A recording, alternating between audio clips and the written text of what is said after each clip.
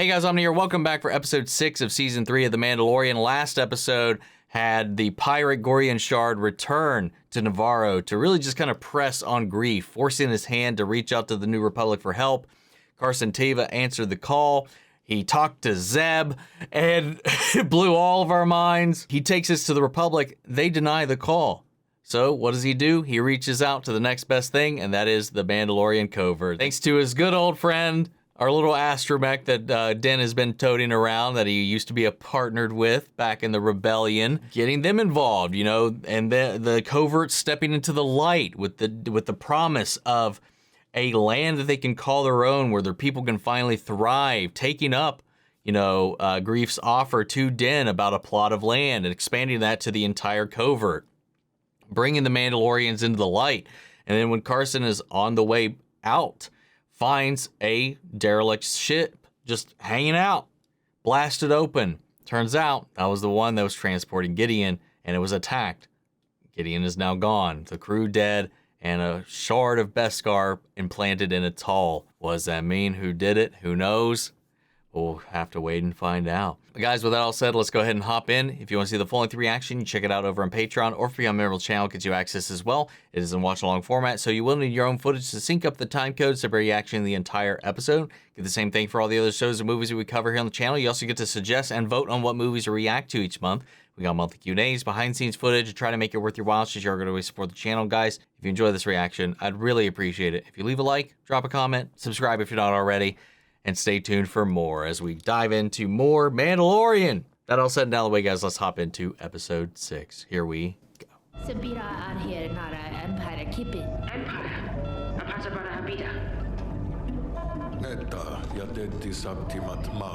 Oh. Oh. Yo. We were not aware of the majestic Imperial presence in this sector, and we will gladly hire your protection. Oh, okay. Sadly, you're too late to hire us. You see, we've been commissioned to track you down, Captain Shuggoth. Whoops. You see, we were already hired by a certain Mon Calamari viceroy who has reason to believe you absconded with her son. No, I won't go. I won't go. We love each other. I thought Mandalorians were honorable. We are, kid. All it takes is a few credits. What's the title this week? Guns for Hire. Okay. Can't imagine wolves will be happy to see you. Yeah, it's probably best if we go in on foot. What in Welcome the world? to Area 15. You've been assigned a docking slip. You will be guided on the assigned path. Engaging automated guidance. Oh. Well, about that. I guess we're going for a ride. Din Djarin and Bo-Katan Kryze. Your presence has been requested by the leadership of the planetary democracy. I'm afraid we have Great. more pressing matters.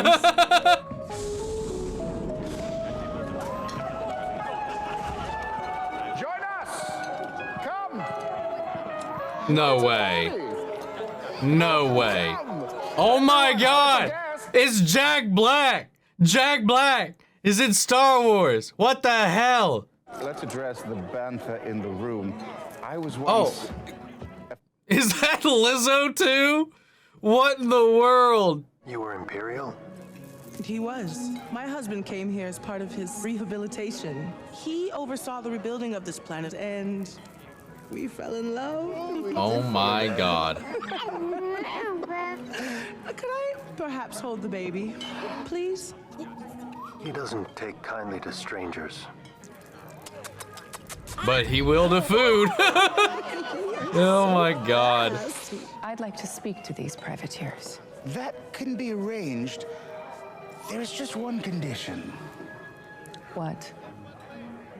You really must see the view. Right this way. We'll just be a moment. Enjoy your meal, don't get up. Something We sketchy have a going problem. on. Yes? A droid problem. What kind of droid problem? Malfunction. The planet's Imperial droids were reprogrammed for peace. I personally oversaw the program. I can assure you they were completely rehabilitated for peaceful purposes exclusively. We thought? They were, my love. I personally oversaw the program. Respectfully, what does this have to do with us? Our constables are ill-equipped to confront battle droids. Battle droids? Former battle droids. They've been rehabilitated for civic duty. We thought. They were. The Mandalorian garrison outside your city walls can make quick work of your battle droids. That's just it. Our charter forbids any standing army from entering our city. Our constables aren't even allowed to carry blasters. But you allowed us to be armed? Exactly. The people have voted we are a pluralistic society. You are Mandalorians. Weaponry and armor are intrinsic to your culture, are they not? They are. You see where we're going here? This excursion would be viewed as an act of diplomacy between our two planets. Plaisir 15 would formally recognize Mandalore as a sovereign system and petition the New Republic to recognize it as such. That's kind of what they're going for. What do you think? You had me at battle droids. Yeah, he's all for slaughtering some battle droids. Reprogrammed to serve the community from the start. God, man. What is this cast, guys? Christopher Lloyd too? I just heard the voice. Jack Black and him, I just heard the voice alone.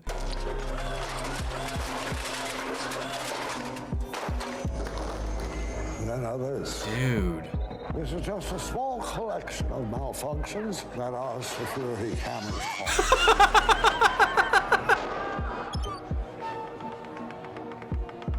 Oh no. Give us the list. Well, for that, you'll have to go to the lower level and speak to the Ugnaughts. Ugnaughts. Ugnaughts. Yo. Dude, this like seems like a SWTOR mission to See me. what happens when you rely on droids? Are you taking this personally? Just pointing it out. We were sent on behalf of the Duchess and Captain Bombardier to help you with your droid problem. Hello? I am Mandalorian Din Djarin, friend of Ugnaught Queel. You will answer our questions and help us with our task. I have spoken. Species of the galaxy. I've spoken. We, like you, have been engaged with a task to perform. We will investigate the dangerous incidents. We would appreciate your help. I love how the previous episodes have informed over this. Like everything Din learns with everybody he meets and brings it back around to help progress things in other matters and other terms. It's like, Spend time with Ugnaughts. There's a particular way to communicate with them. Accusing their work of malfunctioning is an insult. They've indicated that there's a likelihood that the next event will be at the loading docks. How sure are they? Hard to tell. Ugnaughts always seem sure of themselves. it's like the world is preparing Din for such things. And I'm wondering if she's going to find that contentious or if she might want to go, you know, maybe like try to lift him up into that position instead, since he is the holder of the saber now. Any of them look It's got to go one or two ways. They all look suspicious. Oh, this is a restricted area. Yes. You are to vacate immediately. I wouldn't do that if I were you. Why is that? Well, as a precaution. Their base function was warfare. I thought they were just checked out. They were. What are you doing? Then this shouldn't faze them. Excuse me, sir. There it goes. You should have left them alone. Aw. God damn.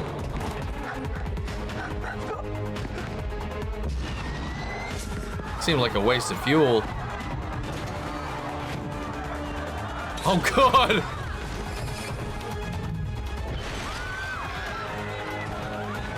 God, this one can move.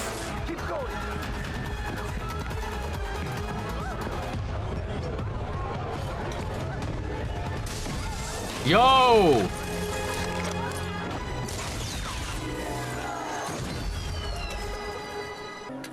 I found a spark pad.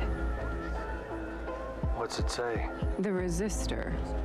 Sounds like a droid bar. And there's an address. I like the vibe of this episode, man. A little Blade Runner, a little Jason Bourne-ish. You kicking droids is really not helpful. I figured out which one was malfunctioning, didn't I? You did it your way, now let me do it mine, okay? They make a good team, man. Ooh.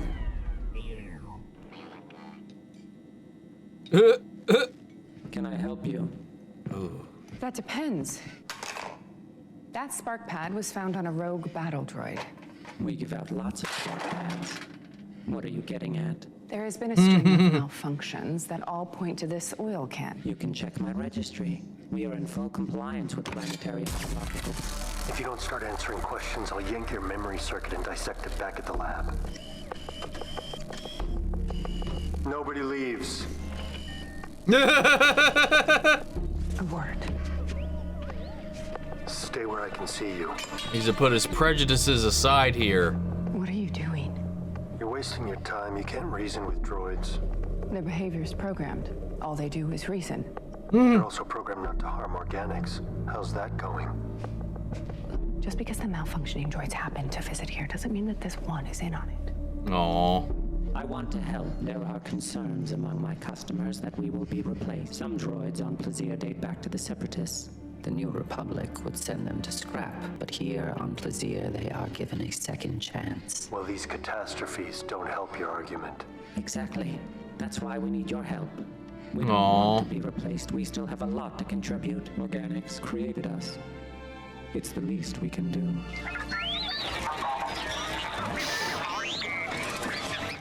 What's Nepenthe? It is a viscous lubricant that protects against mechanical wear while delivering program refreshing subparticles. So Nepenthe reprograms the droids that drink here? It patches the programming as the commands of the mainframe change. It seems the malfunctioning droids all imbibed from the same batch of Nepenthe.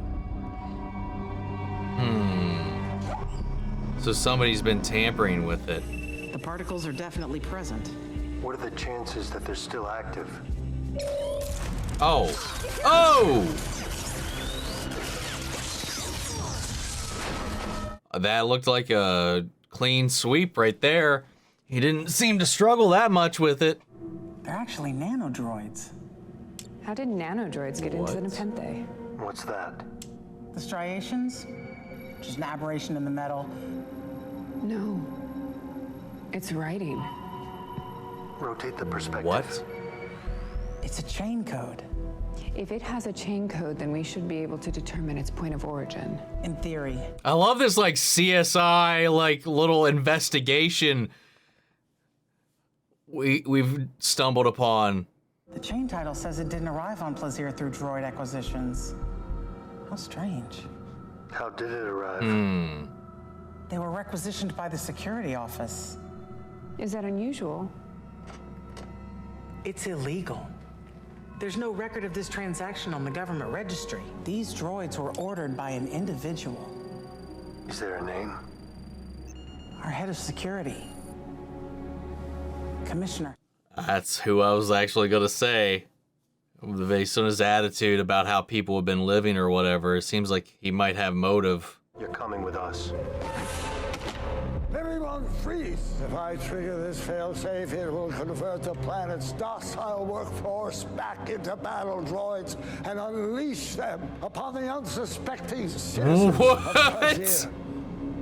Don't make me do it. Wow. There's no way out. I didn't give up to the corrupt Republic. I didn't give up to the Empire. And I won't give up to you. You're a separatist. Separatist is a pejorative term. I support democracy. Count Dooku was a visionary. Oh, he was cut short in his prime by the Jedi and forces. Hey, just got him talking, I guess. It just fair Politics. enough. Damn, dude. Oh. Oh. We got a little aid there. What are you doing with Commissioner Hellgate? His name is Hellgate. Despicable. If that isn't the Quacta calling the stiffling slimy. I beg your pardon. You will always be welcome in our domed paradise. Milady. My lord. No.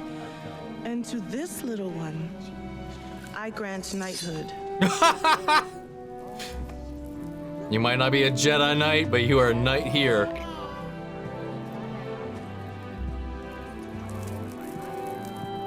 No.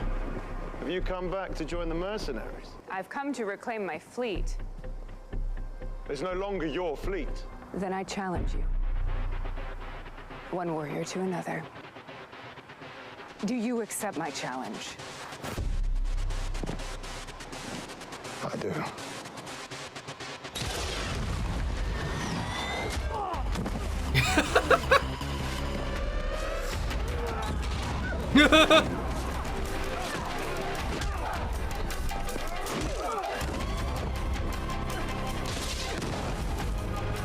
Dude, be careful there.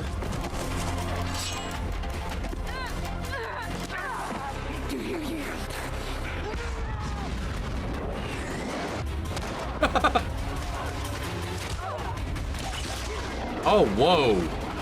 Nice.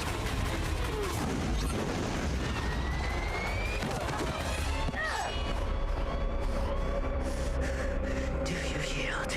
You'll never be the true leader of our people. You won't even take the dark saber from me. He's the one you should be challenging. Mandalorians are stronger together. But a misguided zealot possesses the blade. One, I might add, who has not one drop of Mandalorian blood in his veins. Din Djarin took the creed and chose to walk the way, just as our ancestors did. He is every bit the Mandalorian that they were. But according to our ways, the ruler of Mandalore must possess the dark saber. Then she shall have it. While exploring Mandalore, I was captured, and this blade was taken from me. Bo-Katan rescued me and slayed my captor. She defeated the enemy that defeated me. Would this blade then not belong to her? Would it not belong to her? It would.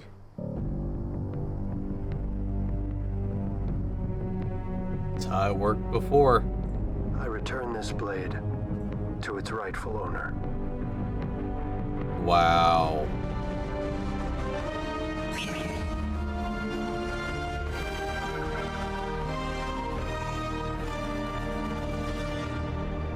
Damn. Bryce Dallas, man.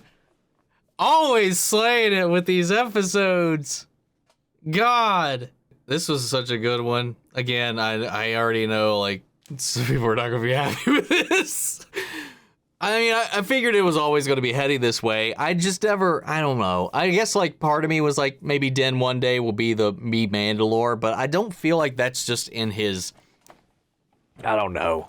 The more and more I watch the show, the more and more I'm just kind of like, it's just not what he wants. And again, that could be reminiscent of a good leader and all that stuff and what, you know, a leader who doesn't want it. I don't want it. But like, I don't know. I do think this is, while this has kind of become Bo-Katan's journey more than anything, Mando Din has just kind of been along from there. And this is something that I've talked about before, that the title of the show, The Mandalorian, as much as The Mandalorian is Din when we are introduced to it, the show has really had a greater focus on the people. Like, at the center of the story is always a Mandalorian. And while Din is still very much so in the vision, in our purview, you know, I feel like it's more about the culture, about the Mandalorians, about them. Like, I feel like they, as a people, are the overarching focus in this. Like, even to the point where Grogu is an initiate, a foundling, being brought into this as well. That this is about the reclamation of that identity. which is one of the main reasons why I don't have any real issue with this at all, because Din is also very much so in the center of this, being a primary factor of pushing things forward. He's also bringing a lot of these things to the table that are helping inform on Bo and some of her decisions and helping her ground. Like, he is the focal point on what has brought her back to the Creed and set her back on this path. You know, reinstilled this fervor in her blood again. And that all comes from Din, his belief, his, you know, trials and tribulations that she's witnessed for herself. And, you know, she leans on that knowledge just as much. And they have this, I don't know. Because I know a lot of people have been, like, really talking about, like, their dynamic together. And they really have a really strong one. And them being, like, buddy cops in this episode really kind of shows that off with their differing perspectives and the way they both kind of brought to the table these two different sets of ideas and approaches to solving this crime. Really just shows how well they work together. And even if, you know, it's not Din leading Mandalore, he could have like a high seat as like an advisor or just somebody entrusted to just kind of keep her grounded. I like this whole relationship that is developed between these two and how it's helping the greater picture of Mandalore. And we're uniting these clans, you know. And, you know, he makes a valid point, which I'm sure some people are going to be a little, you know, perturbed about the fact that she didn't fight Din for the saber. But, I mean, we've seen it lost in similar ways. We've seen it lost in lesser ways, and the passing of it still mattered. All that matters in the end is that the story that is spread is at least acceptable enough. Because like Gideon said, the saber itself holds no power. It's the story of the saber that has that power. And as long as it's one that they can get behind and believe, it'll work. So Din was dropped by this creature, knocked him on his ass, captured him, would have killed him. Bo showed up and slayed the person that took him down, even if it was kind of like a sneak attack, which I'm very curious to see how Din might have handled that in like a one-on-one, like straight up confrontation. But either way, the story stands. We're seeing these things come together in a really interesting way. And I'm curious to see how are these two differing clans and ideals going to meld together. You know, because they still very much so see him as this religious zealot. And, you know, she's trying to temper those, like, preconceived notions that she herself shared up until recently. But I'm wondering if it's going to be this nice, smooth, congealing transition to them working together, or if it's going to be a little bit confrontational. Kind of like what we saw with the, you know, denizens on Tatooine being forced to work with the Sand People against the Grey Dragon back in season 2. Something similar to that, where there's this reluctance, the tension between the two groups and how that'll affect things. I love the callbacks to the separatist movement, talking about the Outer Rims. Again, just talking about how everything has never really been that clean. Bad Batch has dived into this quite a lot with these worlds that were either forced to be part of the Empire or attempted to be forced part to be the New Republic. And while there's, as we've seen through Tales of the Jedi and many other things like Clone Wars and all that, the Separatists have a very valid point that they're trying to make by trying to keep their autonomy. While that was Dooku's original goal, he is right. In a lot of ways, Dooku was a hero to a lot of people. But at the end of the day, he did lose his way. Like you can see, like throughout Tales of the Jedi, you can see throughout Jedi Lost, how Dooku is on this quest for a very honorable purpose, but eventually loses to the dark side because of that quest, because of Sidious and his machinations, manipulating him as well to fall even further, pushing him towards means that he maybe would not have done earlier on in his years. Because after he crosses a certain line, he never goes back. He's never the same again. But it all came from like a good place. So the people that would have followed him probably would have never even seen that darker side of Dooku and like saw him as this icon. And I like that got touched upon here. And then with them caving into the New Republic and also bringing in this Imperial. We see like some people are just not okay with how things have turned around and how this reliance on the droids have kind of weakened the system in his eyes. And we see how Christopher Lloyd would have, how somebody reasonably could have been upset about this situation from that standpoint. We're seeing these layers of everything, just the world of Star Wars as a whole kind of growing and having this imprint. Even if it's gone, there are these remnants of everything that has existed up until this point just kind of fluttering around in the background in the mix. And I like seeing those things kind of bubble up. And again, just coming back, Jack Black and Lizzo as a married, like, dignitary couple in this was not something at all I expected to see. I'm not surprised at this point with some of the guest stars and stuff like that, but oh my God, the second I heard that voice when he stood up, even before he stood up, when I just heard that voice, I was like, that, no way. And there he was. Christopher Lloyd too is another one, very distinctive voice. But yeah, dude, this was a fun episode.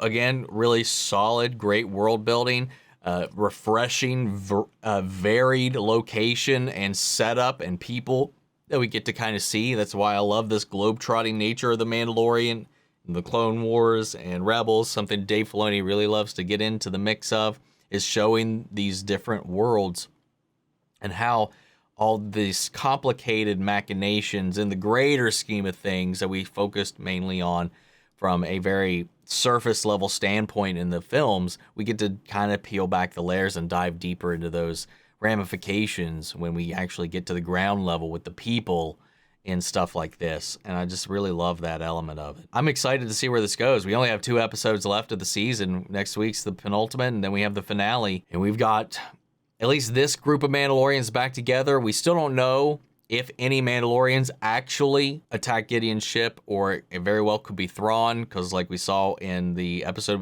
where Ahsoka was reintroduced into this to last season, there was the politician of that one planet, I can't remember what planet it was, that had a Beskar spear. So we know Beskar's out there, and I'm wondering if they could be just trying to, again, saying Mandalorians did it, could be the red herring, and who was that person connected to? Thrawn. And Thrawn, I think Gideon, and I've said this for a long time, I think Gideon has his connections to something greater, and I think that something greater is Thrawn. We know Thrawn is coming. And I think that's something to build up to, and I would imagine this is some kind of orchestrated thing. Again, I would love it if this whole ploy with the pirates, with the Imperials, with the Gideon stuff is all a chess game being played behind the scenes to get them out in the open, to get them all reunited and for a strike. And that would be a very Thrawn thing to do. The thing about that, jumping straight into Thrawn, it could very well be Gideon doing this on Thrawn's behalf, is that introducing Thrawn into the game, seeing Thrawn into the game, if he's like got his hands on it right now, I feel like I would want to first have our experience with Thrawn be done in like Ahsoka or something like that, so we have like the Ezra Bridger storyline and the Thrawn and the Purgle whole thing kind of like resolved first within that group before we kind of do that here, because I feel like that might muddy things a little bit, but I don't know. We'll see how it plays out. But either way, I love this episode. Guys, what'd you think? Sound off the comments. Let me know your thoughts down below. We're carrying the conversation after the video. Hope you enjoyed this reaction. If you did, please leave a like, drop a comment, subscribe if you're not already. And if you want to see the full-length reaction, check it out over on Patreon, or if you become a member of the channel, it gives you access as well. And speaking of before we go, I want to shout out our channel legends. Manny Sherritt, Ryan Karen, Jason Coleman, Philly Vane, Yori Corey Scott, Margaret Grace, Melito, Robert Anguiano, Raven McCann, Jeffrey Hale, M. Sephiroth, Jake Cantrell, and Josh Lee. Thank you guys so much for your continued support, as always, and everybody who's been helping the channel grow and become what it is today. Love you guys, but that's it for this video. I'll see you all in the next one. Until then, may the Force be with you, always. Take care, everybody.